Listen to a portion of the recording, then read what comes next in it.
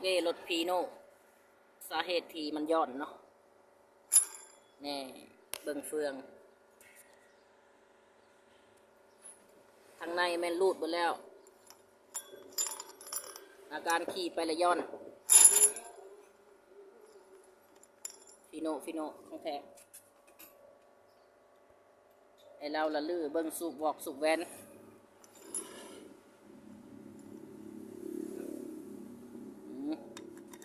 มีแต่งานแก่บ่มีงานนุ่ง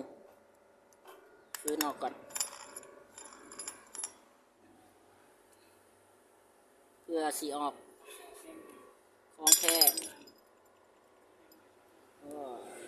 รูดเบิดเนาะ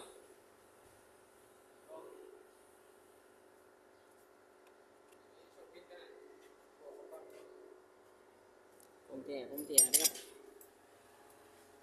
เฮ้ยปากบ่จับ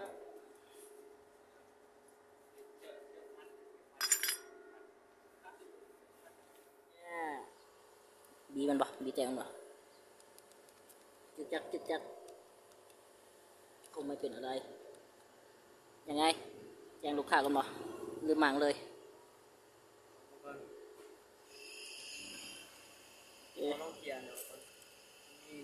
เสียทองเลยบ่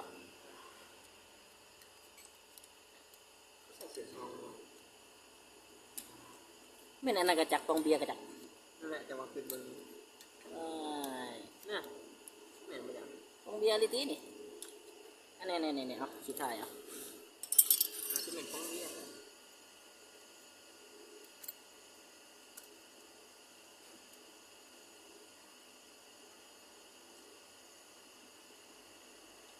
ของแท้ของเบี้ยบ่ยังแม่นแล้วแหละมาให้เขางมมาเลยฮะอะไรบอก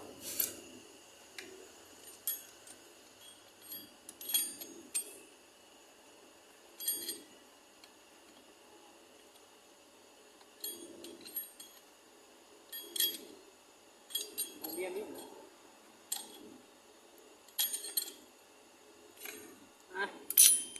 กระป๋องเบียร์ของแท้มาแล้วคืออีสานสีนี่เบียร์ลาวซ้ำสะพานเนาะ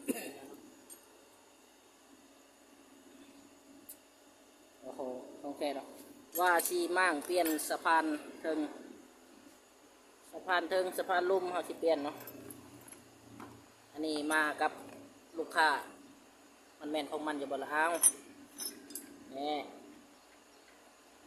เกือบซ้ำกันอยู่เนาะแต่บ่แม่นนี่สิเปลี่ยนตัวนี้มั่งออกมาก็เลยเจอปัญหาเกี่ยวรูดแล้วก็บีเสียงโอเคเดี๋ยวเปลี่ยนสะพานถึงก่อน